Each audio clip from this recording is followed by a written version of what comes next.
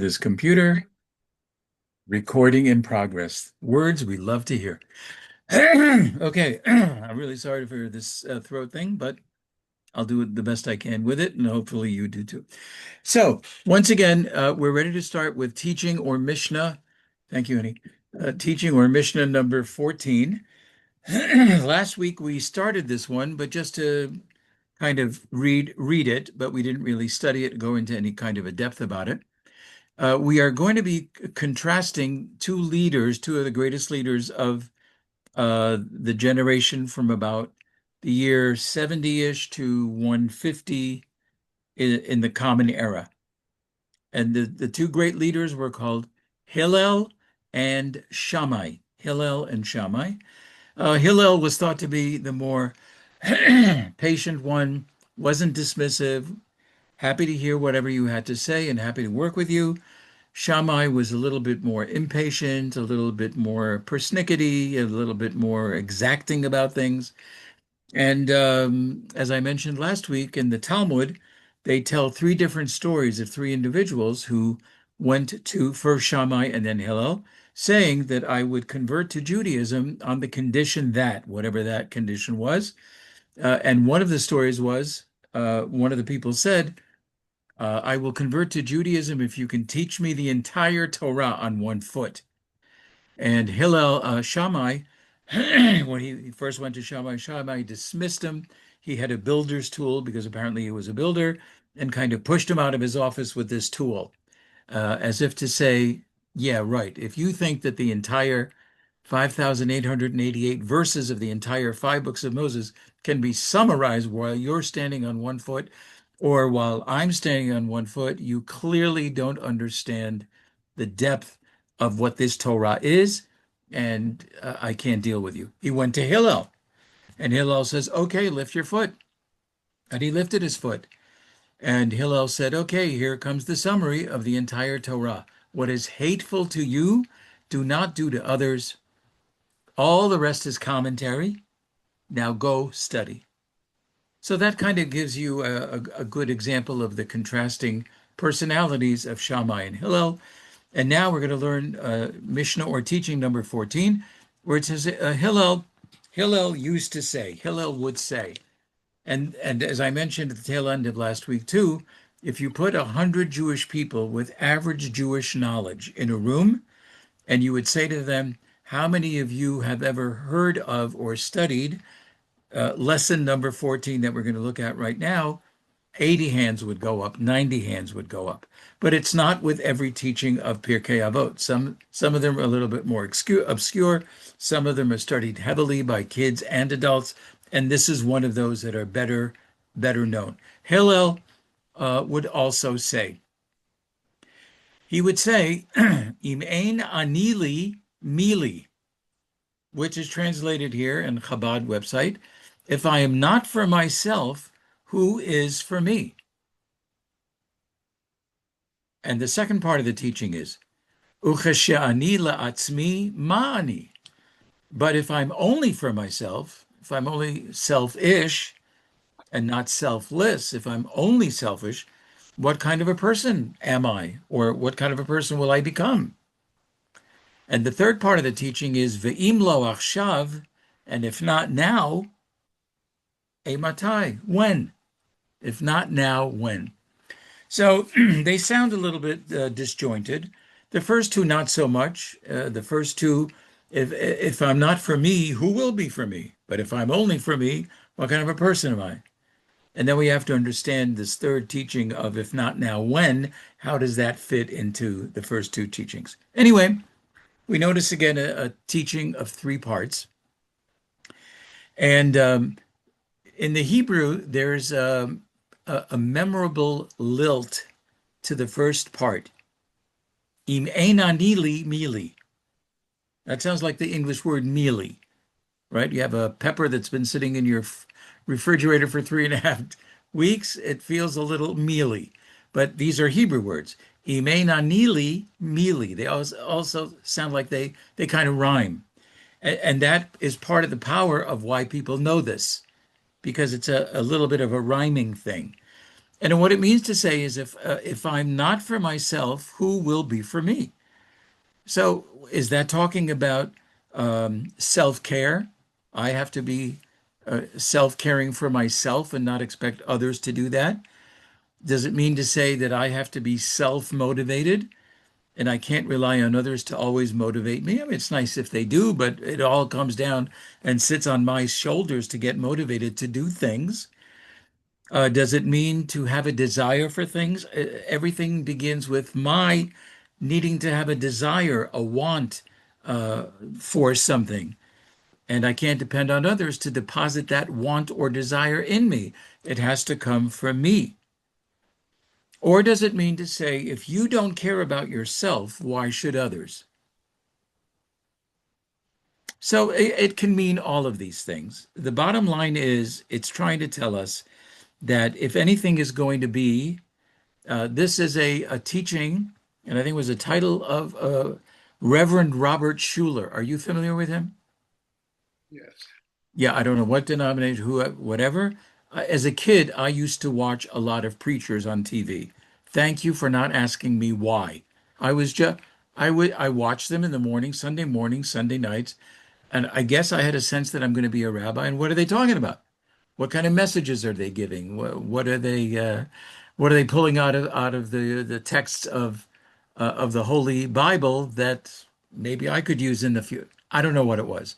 I know that I was enamored by many of the better known preachers at the time, and I think it was the Reverend Robert Schuller from Garden Grove, California. It was called the Crystal Cathedral. I was there one time, not on a Sunday. And I think he wrote a book called If It's Going to Be, It Begins with Me. Anybody ever heard of the title of the book? It's something like that. If it's going to be, it begins with me. And I guess that would be a good way to summarize the first part of the three-part teaching. It has to start with me. It has to start with yourself. If you're not interested, people can't deposit interest in you.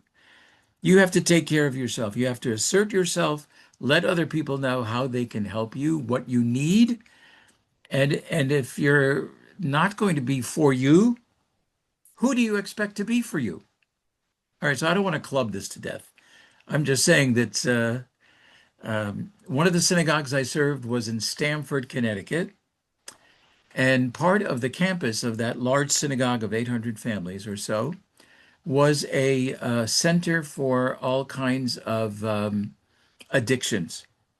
It was an addiction center. So my office literally was 4 seconds away from the addiction center. And I once went in there. They had a good, powerful coffee set up there. I once went in, they had a gift shop. I was surprised they have a gift shop, bumper stickers, coffee mugs with all kinds of messages. And I'm looking, and they have watches with all kinds of inspiring messages and posters and everything else. One thing I bought, and I put it on my car. I bought a bumper sticker and I put it on my car. And I also bought a second bumper sticker and kept it on my desk, propped up so that when people met with me, they would see this bumper sticker. And the bumper sticker kind of summarizes, in a way, this teaching. It only said three words, this bumper sticker. And remember, it's in an addiction center. It was three words. You gotta wanna. That was it. You gotta wanna. So it means to say if you're coming into this addiction center and you don't wanna, your chances are you're not going to get a lot out of it. But if you wanna, we're here. There's a lot to glean from what we offer, but you gotta wanna. And I think this first part of the three-part teaching is saying something very, very similar. Uh, it has to begin with you, your personal interest, your health, etc. If you don't take care of yourself, who do you expect to take care of you? What, the government? Let's let's not get into the whole thing. But that's teaching number one. So now I'm sure that Hillel was concerned, or yeah, Hillel was concerned that if you're too much on the me part, there's not a lot left for the more altruistic part of yourself, namely to deal with others. So the second teaching says, but If I am only for myself, what kind of a person am I? So now Hillel is speaking of something we would call balance. On the one hand, I have to be for me, because if I'm not for me, who will be for me? On the other hand, if I'm too much for me, what kind of a person am I? I don't want to become that person in society that nobody can depend on. They think that I don't care about anything, et cetera, et cetera. So, interestingly enough, about 20, 25 years ago, in synagogues all across America, didn't matter, it was Orthodox, Conservative, Reform, Reconstructionist, Humanist, you name it, they decided to do something called a bar and bat mitzvah project. So that in the synagogue, if you're going to become as a boy a bar mitzvah at the age of 13 and take on the commandments as an adult, so to speak, or if you're going to become a girl at the age of 12, a bat mitzvah, meaning the daughter of the commandments. Yeah, there are certain things you did in the synagogue to prove that you're adult-ish. You read certain texts in front of the congregation. It was very, very nice. But about 20, 25 years ago, Jewish educators decided that these kids need to do something that takes them out of themselves. They need to do a mitzvah project, meaning do a project that is worthwhile for you, your synagogue, your neighborhood, your family, for society, that takes you out of the boundaries of who you are. It doesn't mean you have to think of a project that's way opposite of anything you've ever done. It just means you have to climb out of yourself in order to be a responsible Jewish adult. Because a lot of Jewish adulthood is community. Somebody gets married, a lot of people go.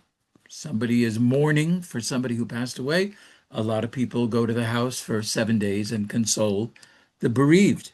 So a lot of Jewish life is in community. And so this mitzvah project was born, and it's still as popular as when it was first developed 25 years ago. The kids can choose anything. It has to be approved by somebody. But again, it gets them out of themselves. So this is what Hillel is saying. There has to be a healthy balance between, I am for me because nobody else is going to be for me. But if you're too much for you, then who are you? What kind of a person are you? How can society, community depend on you if you're only cloistered in what you are and what you do and what you say and all that?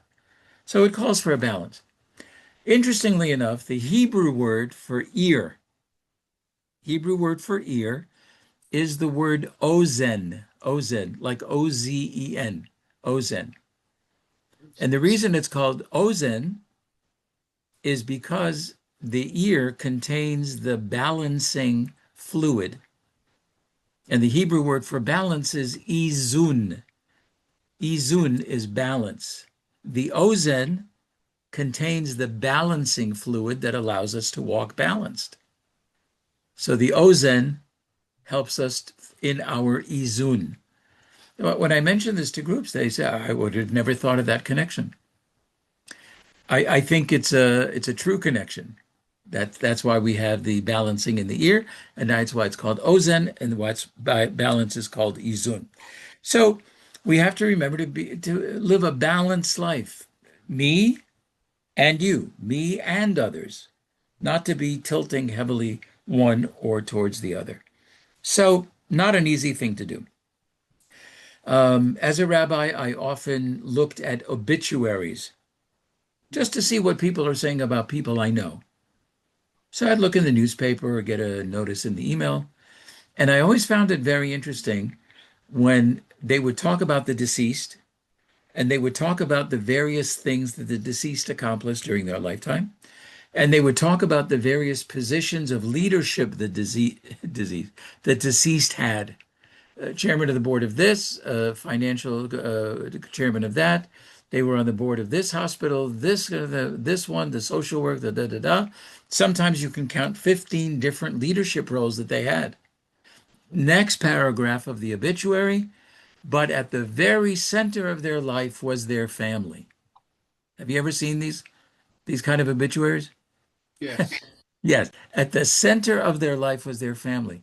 I have to admit to thinking to myself, After that whole paragraph about 15 positions of leadership, where in the world did this person find time for anything else, let alone family? I mean, that sounds like a full-time, everything was a full-time job. Anyway, the answer is it's not easy. It's not easy to find that balance, that tipping point between what you need and what you need to give to others around you. So, uh, but now comes the third part of the teaching. Ve'im lo achshav, and if not now, ematai, when? So some of the Jewish commentators say that could mean, um, apparently Hillel says we need to find this balance in life between self and others. We need to find that balance.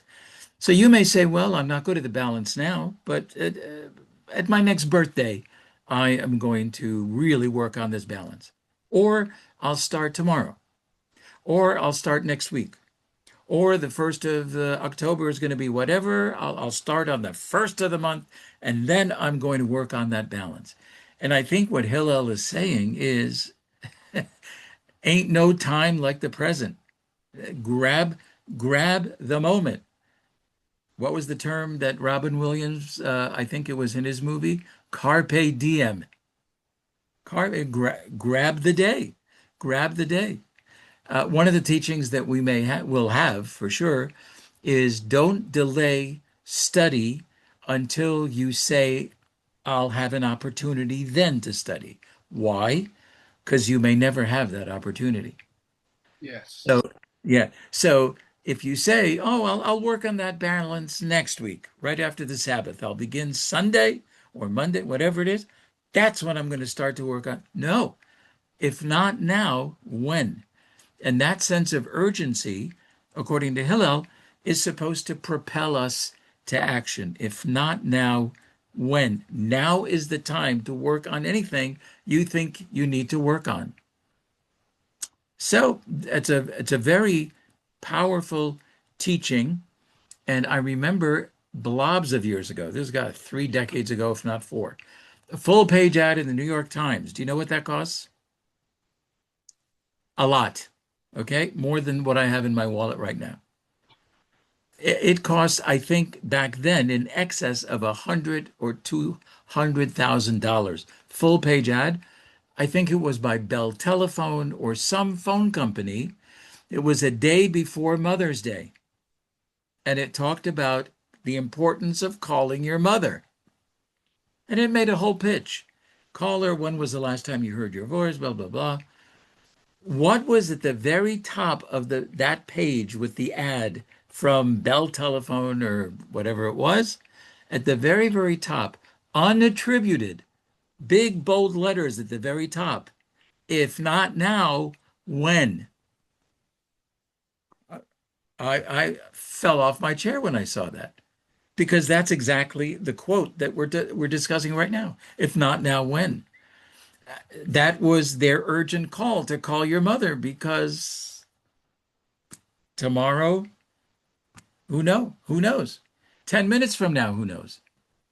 5 minutes from now, uh, I'll be worse. A minute from now, anybody knows what's going to happen? I have no idea.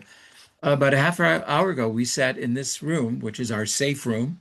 There was a siren that went off because some missile was on its way. Thank God it was intercepted. You know, who knows? So urgent, Hillel, urgent. If not now, when? So that's his three-part teaching of number 14. If I'm not for myself, who's going to be for me? I have to stand up for me, advocate for me, etc. But if I focus too much on myself, what kind of a person am I? So I need to find this balance, and it's not easy. And then the last part of the teaching, if not now, when? There's an urgency to finding that balance. Or there's an urgency to doing anything you really feel ought to be done.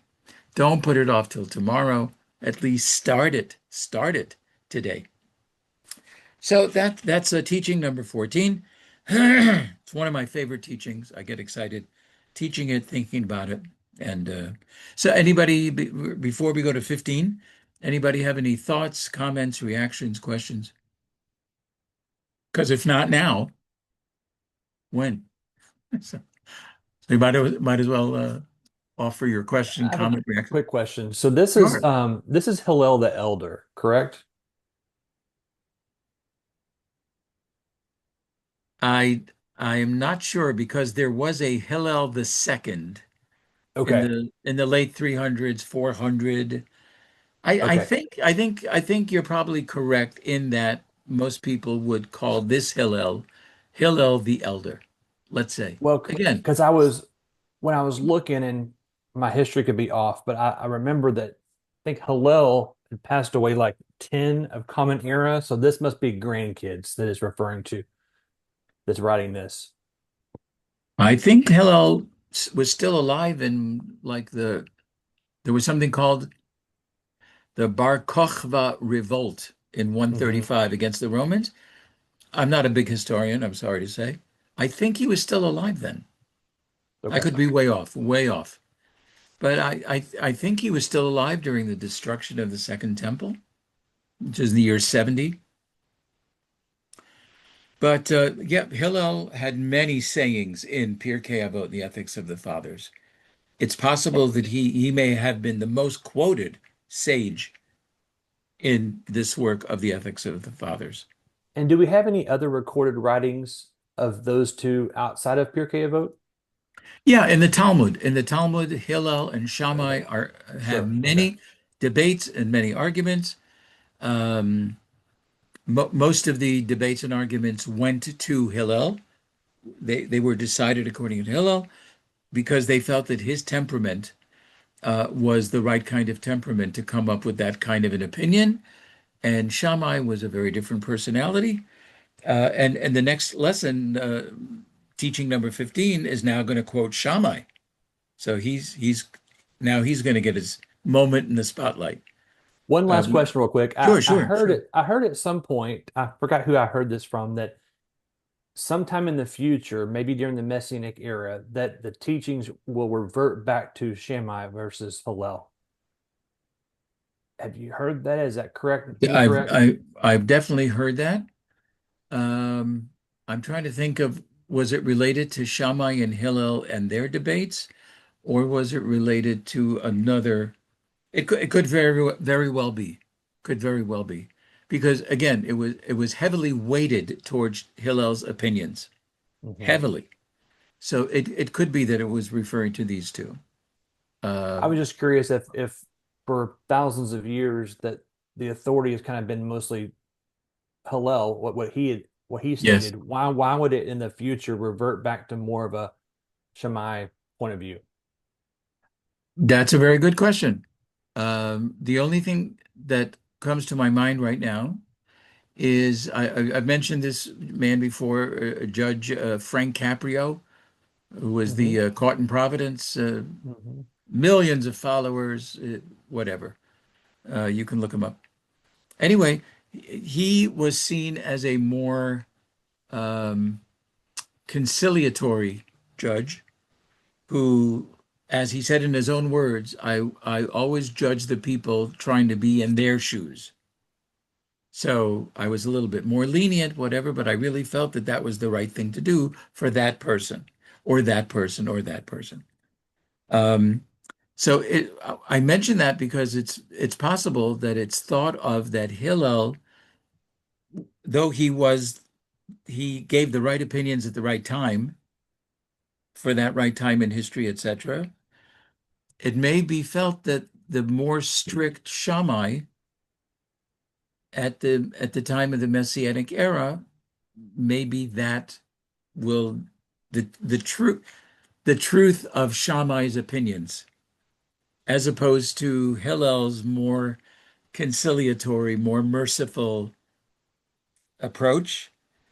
That maybe Shammai's more like he was closer to the truth of things without adding the spice of mercy and kindness, etc. And maybe that jives very well with what the conception is of a messianic era. It's truth to its core. It's not there are no additives, you know. Hmm. It's just exactly the way it is, and maybe it was felt that that was more Shammai than Hillel. Is that, Yeah, that's I helpful. don't know if that, I don't know if that's accurate, but is that understandable? Yep, makes Okay. sense. Thanks. Okay. Thank you. Thank you for asking that question. Okay. So now we're going to get to Shammai's teaching. And the last part of it is going to surprise us.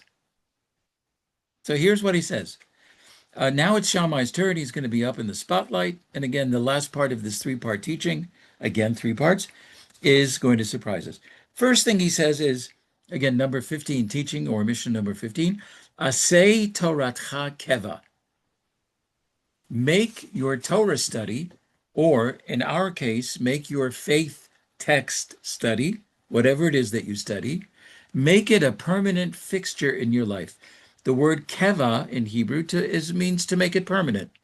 Nail it down. Nail it down. What does it mean? It means to say that if you have set aside times for the study of your faith texts, try to have that be as inviolate as possible. So I have three study partners. We all meet face to face different parts of the week. We all study three different texts. We meet for about an hour. And unless something really, really urgent comes up, my study partner Daniel in the book of Isaiah, 8:30 in the morning, Wednesdays. My study partner in the works of Maimonides, 10 o'clock in the morning with my friend Neil. And another part of the week is another text with my friend Leo. And they are as inviolate times as possible. Something comes up. Okay, what can you do? So that's the first part of Shammai's teaching is make your study fixed times and try to make it as permanent as possible.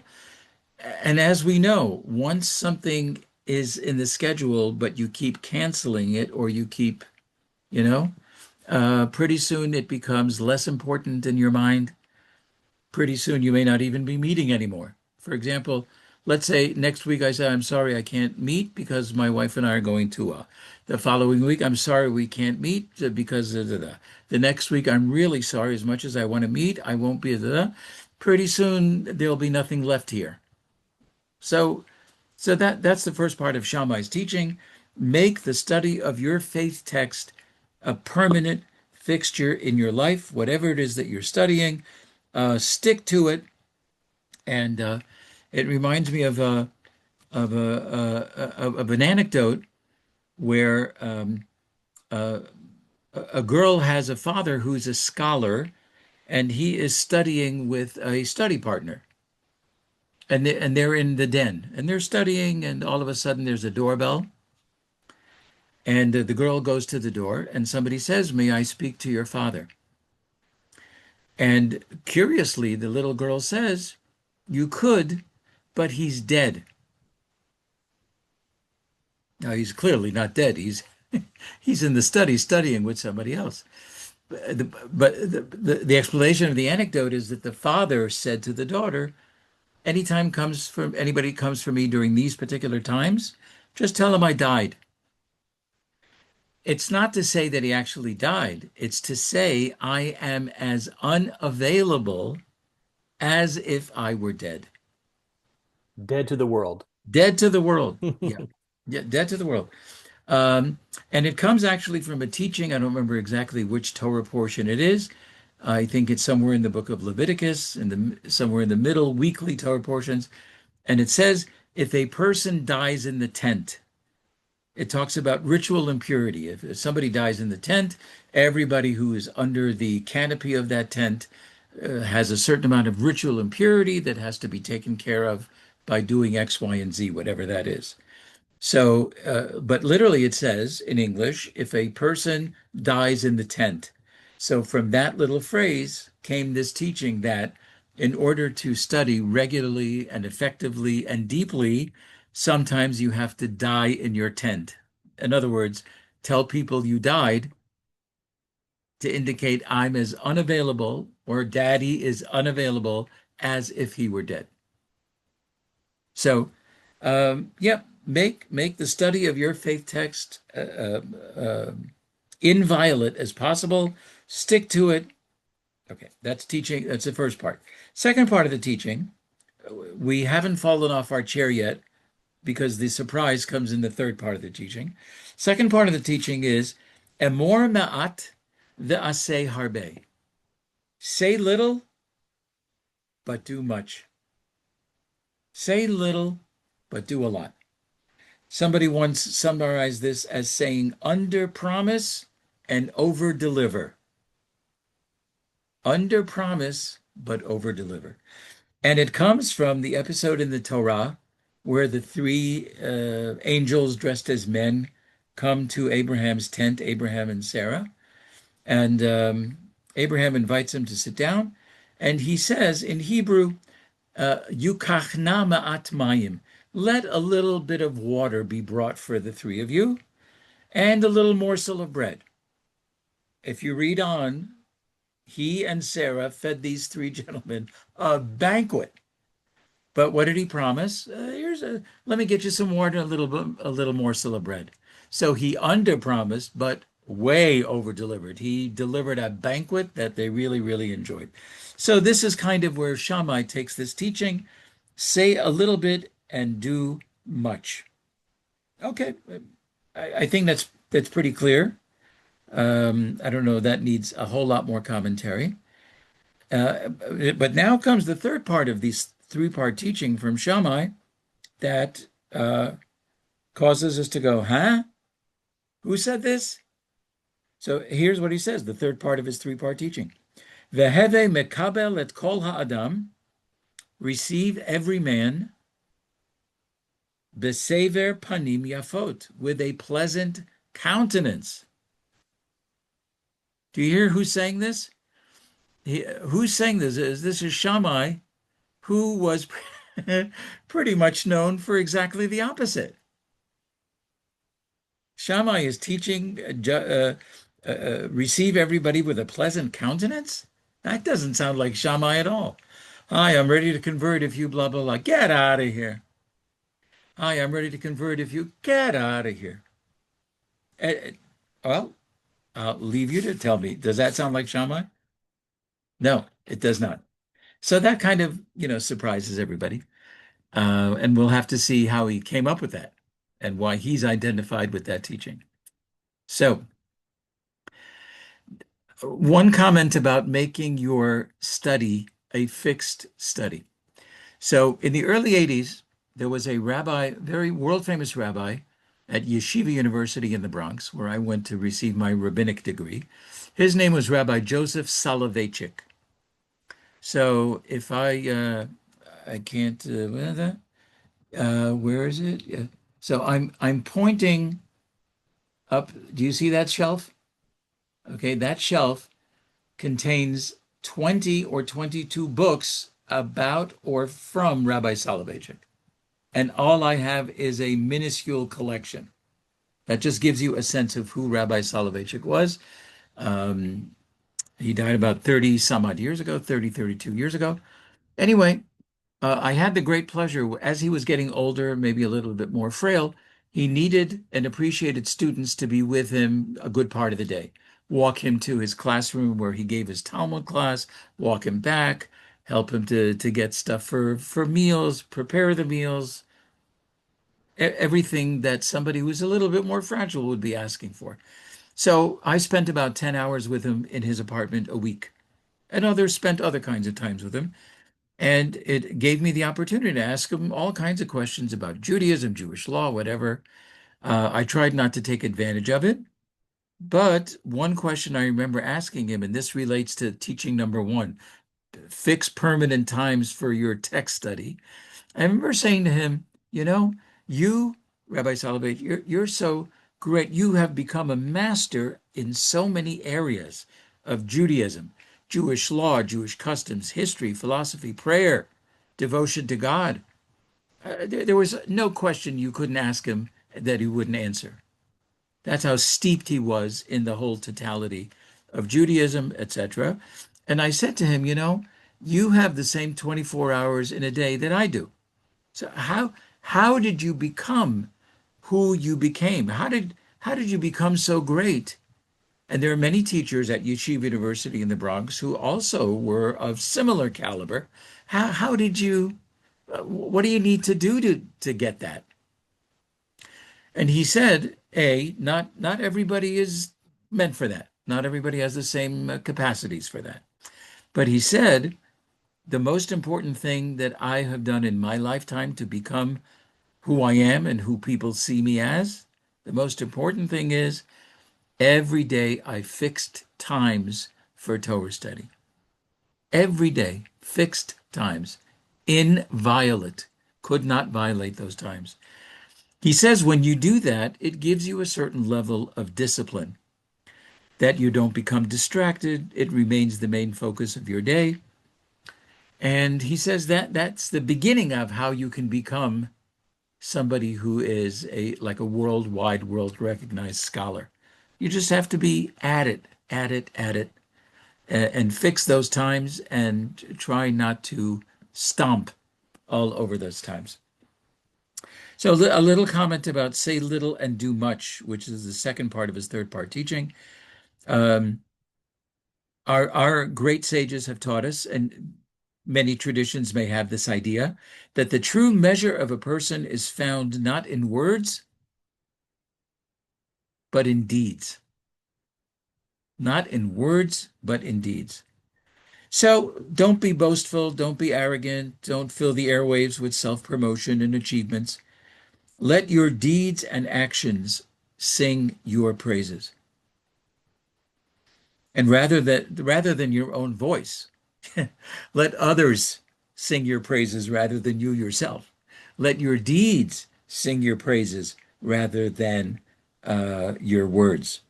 And as I mentioned, Abraham was a model of this. He did under-promised, over-delivered, and this was a very, very important part of this three-part teaching. So now we want to look at this, receive everybody cheerfully. This is the part that made us fall off our chair. Where he was the author of such a teaching, he seems to be the total opposite of what he taught. So we have to first understand the lesson. And the lesson is, he says, and the Hebrew lends itself to a piece of this lesson. In English, it says, receive every man with a pleasant countenance. The Hebrew, kol ha'adam, can mean every person. Receive every person pleasantly. Hi, how are you? Nice to see you. I'm happy to see you. How could I help you? What can I do for you? Receive everybody with a pleasant countenance. But in Hebrew, the words kol ha'adam can also mean receive the entirety of a person with a pleasant countenance. Meaning, everybody's got their pluses and their minuses. If we, Yes. yes, if we're friends with them, if we like them, we hope the pluses are greater than the minuses, or else we wonder why are we friends with them. Well, okay, but kol ha'adam means greet the entirety of the person cheerfully. There are aspects of people we may not like or appreciate, but there's an entire person in front of you, and it's made up more of than just the pieces you may not be crazy about.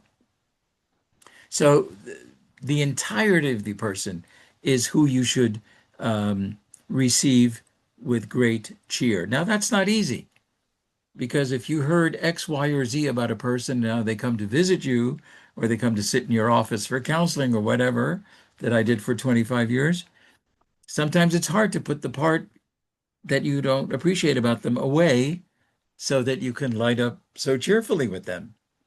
Nobody said it's easy, but that's something to work on. Receive people with a pleasant disposition, to create a dialogue, to create a warm human climate, and ultimately to create a happier society.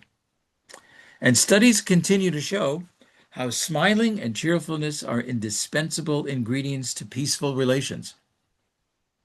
Now, sometimes a smile can be fake, right? We know that. Sometimes a cheerful countenance can be a fraud, but it's a good place to start. Um, it's not unusual that when people first meet each other, they try to make each other laugh, smile, whatever. Oh, your name is Bob. Wow, what do you do? Reach for apples in a big bowl or whatever. That kind of a thing.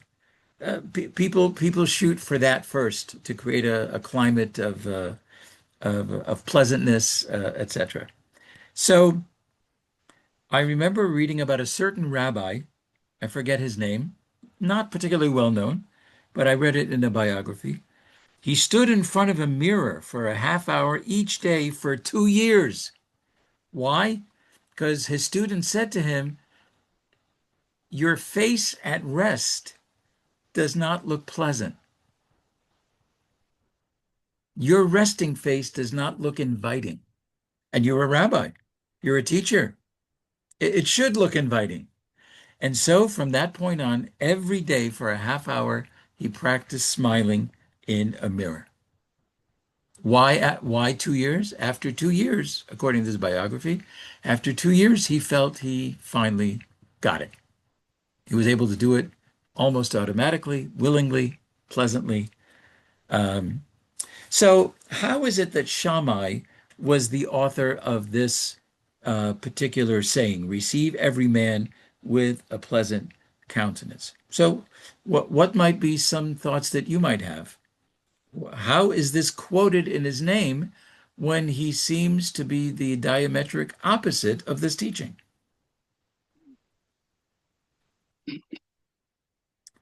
What would you say? No particular right answer, but what might you offer um, as a possible understanding of how he came to be known for this phrase?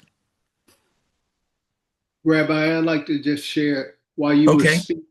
I thought about Abraham, and Yes. Abraham was very hospitable. A million years ago, in my coming up, it talked about be as hospitable as Abraham.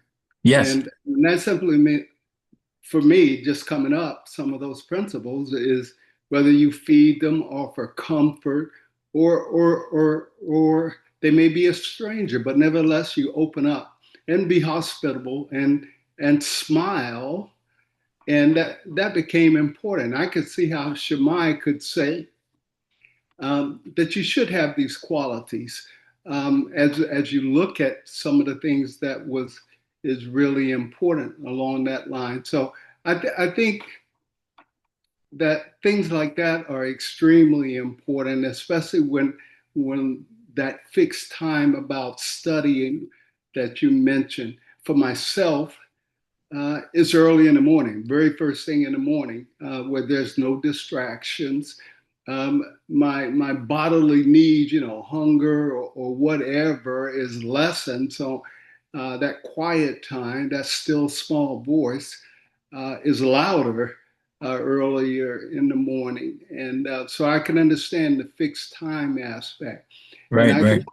I could also understand probably more than anything is understand how important it is to study and be in touch with my purpose.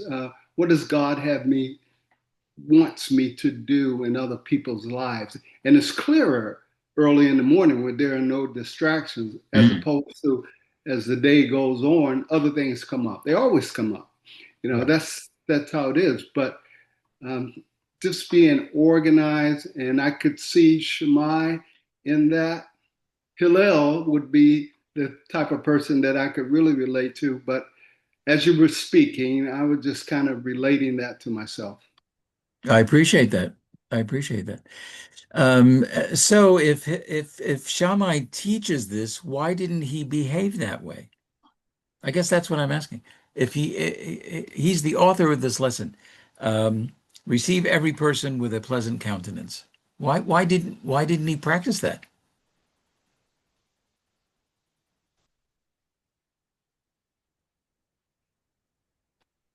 Rabbi, Yeah.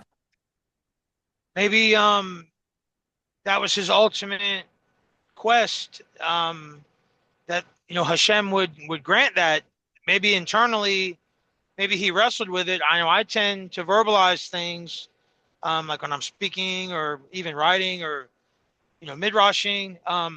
I'm speaking about things that I'm hopeful to one time to eventually do or to like accomplish. That's what where I was going with it.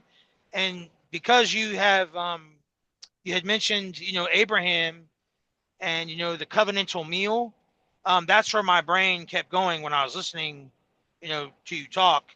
And I just had a question. You were referencing that Midrash Rabbah.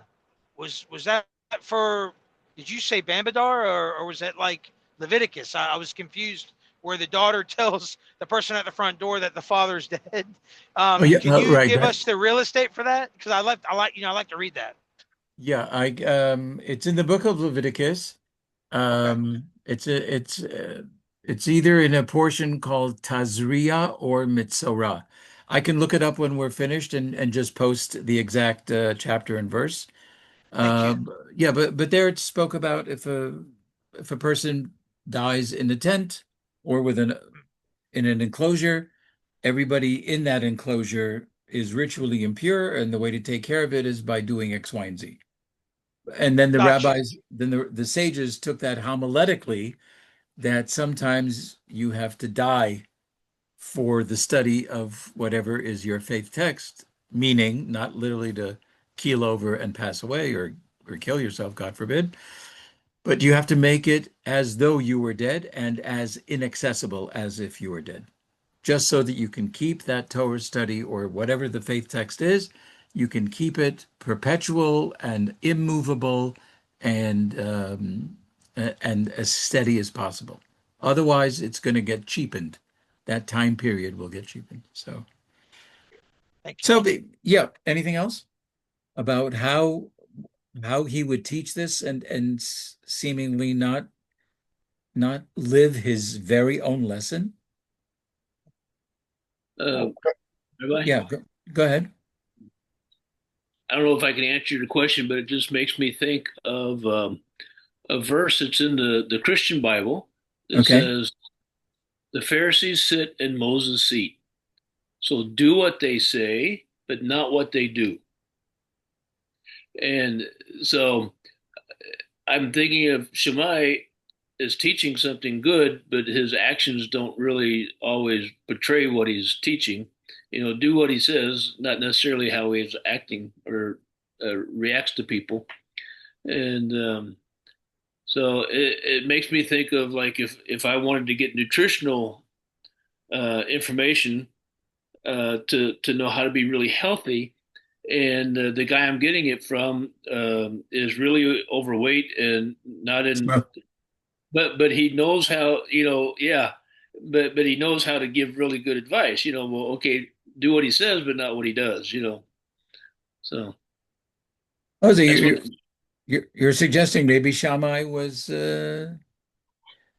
he had great advice, but he wasn't ready to take that upon himself, or he was Maybe. bifurcating a little bit. It wouldn't necessarily go well with how revered and respected he was. To think of him as, well, don't do what I do, just do as I say. Yeah. But you're on the track in the sense that there are some commentaries who say, you know, after he saw the success that Hillel had with people, and he did, Hillel had tremendous success with people. After Shammai saw the level of success that Hillel had with people, maybe that's when he taught this lesson, as if to say, had I only known what I should have done over those past many years, I could have been as successful with people as Hillel was, but I didn't get the lesson. Now I see what Hillel does. I see how easily people gravitate towards him. I see how easily he's able to put people under the wings of the Shekhinah, the wings, of God's protective wings. Had I only known that lesson earlier and lived it, it would have been a whole different ballgame. So some sages say maybe this is in reflection of his career. Perhaps that's when he taught this lesson, as if to say, "Oh, had I only known this 40 years ago, things it could have been very, very different." Does that make sense? In retrospect, he taught this lesson. Anyway, let me leave any other comments about anything we've studied tonight. I don't know that we have time for 17. We'll keep that for next. The Shimon has something to say.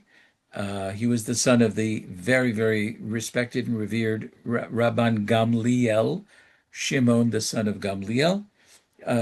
He had a few things to say. I'll just touch on one. All my life, he says, I have been raised among the wise, and I have found, as number 17, I have found nothing better for the body than silence. What does that mean? Did he never talk? Or was he mostly quiet and once in a while spoke up? We'll take a look at that next week. I just wanted to mention two things.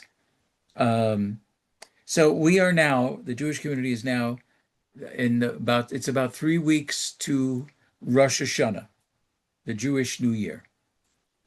And I find myself this year, I don't think I mentioned this before. I found myself this year hearing things that people say in a more spiritual way. They're not talking spirituality, but I hear what they're saying spiritually. I'll give you two examples and then we'll wish each other a good day. One example is I'm with one of my study partners, and his wife is unable to get the car started. She calls him on the phone. I can't get the car started. What should I do? Oh, well, we have something in the trunk. It's a small box. It's got two cables. Lift the hood, and all you have to do is da, da, da, and then you have a. She says, "Okay, let me try it." So she tries this. She tries that. He says, "Now try this. Take the key, the fob, and see if you hold it next to the whatever, see if that starts the car." She does that. No. Okay, let's go back to this jumper box. So he says, now I don't remember the colors, but one cable is positive and the other cable is negative. Did I mention this in the last 2 weeks? If I did, I'm sorry to repeat. One cable is positive, the other cable is negative. So try that. Take the positive to the positive and take the negative and attach it to the negative. She says, okay, I'll give it a whirl. So about a minute goes by and he goes, honey, are you still there? And she says, yes, I'm very frustrated. And he says to her, why are you frustrated? You're just supposed to take the positive and attach it to the positive, take the negative and attach it to the negative.